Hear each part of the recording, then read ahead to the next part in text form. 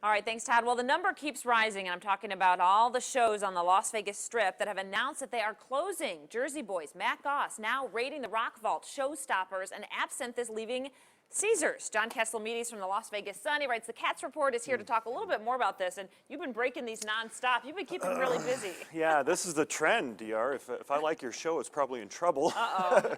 Get out of here. Leave the studio. Jubilee's in there, too. They close this year also. That's right. It's a tough thing to have to look at, but yeah, everything that we've been talking about the last few days, and since I was in here last week with Matt's show closing, the trend has continued, and it really percolated this weekend when I got word of this show, Showstoppers, at Encore Theater at Wynn Las Vegas closing. This is a surprise, chiefly because this show seemed to be immune to the trends of having to make a profit in Las Vegas to stay on stage. This was a personal endeavor led up by Steve Wynn himself, and it was based on the 50th birthday party for his wife, Andrea. And it was a hand-picked numbers that he loved, and one after another, you know, a showstopper after another.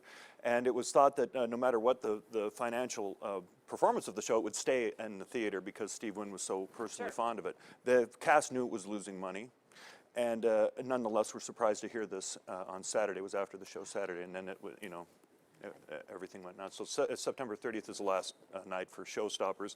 21-month run. Wow. Nothing coming in to replace it either. Yeah, and that's interesting because I think that that is one show that everyone saw. Even I remember my mom being like, everywhere I go, Showstoppers is advertised. On the plane to visit you, on the plane back, in the airport, you know. It seemed to have so much push that you thought, well, they might sell tickets because they're pushing it so much. Yeah, there was a big marketing campaign. I actually blurbed on a print ad for Showstoppers, the best collection of singers you'll find, and I meant it.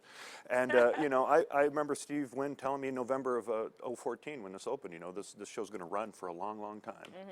Okay, so a little bit of a surprise there. It was a surprise. Okay, yeah. September 30th. And then what's the surprise with Absinthe? Because I know that they were shocked, I think, to hear that they're leaving Caesars, but you were saying in your column that there's some potential for it to stick around in Las Vegas. It ain't over till it's over on that parcel on the Roman Plaza. What has happened is that a week ago Sunday, the cast was told by one of the producers from Spiegel World that the show would be leaving that tent on October 21st.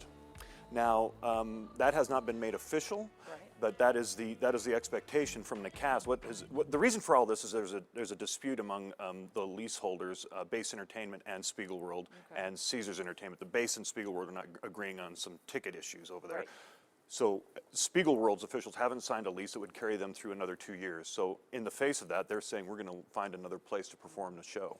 So we'll know more by certainly soon, but by November, it's not a guarantee that Absinthe, which is one of the most successful and critically acclaimed shows on the Strip, we'll be looking for a home. Yeah, we'll know and hearing all these, and you know, Jersey Boys is closing already. And it seems like so many, they seem like popular shows, well reviewed, well liked. I hear from tourists, I hear from friends that go there. I know that I've been to them and I love them. So I think it's a culmination of, hey, these are really, really good shows. I'm shocked they're leaving, but there's also that time for change. You know, that plays into it, and we can mention Raiding the Rock Vault. It announced it's leaving too on July 31st at Trop. Another one for what it is, a very highly reviewed. They're so proud of their TripAdvisor numbers, and they're a great show also. I think some of it is that some shows just need to time out. Jersey Boys is one of them. Absinthe certainly is not in that category. I don't think Showstoppers was either. These are great productions that haven't found their audience, and I think it's the nature of the market. It's a fickle market, and people with a lot of money who come into Las Vegas are not looking to spend that money necessarily on watching a show in a theater for 2 hours. Yeah, and I do see a lot of comments under some of your Facebook posts and things that people are going, well, it's because of all these service charges and this and that, and how we had to print tickets and nobody's going to shows anymore, wanting to pay the big dollar, you know? The ticket pricing, the complex ticket systems, the competition, more than 100 shows on the Strip per day and night, ticketed shows. That's a lot of, just a high volume of stuff to do. We have, of course, the millennials. We talk about the millennials. They love to go to the nightclubs. Yeah. That plays into it. That audience, the new audience is being picked over. And a lot of people come to Las Vegas with no plan on what to do, and they're not picking production shows. All right. Well, it's interesting, and we can read more in your column, The Cats Report. You can get it online, and John's with us every Wednesday here at midday. Thanks for coming on. Thanks for having me. Stay with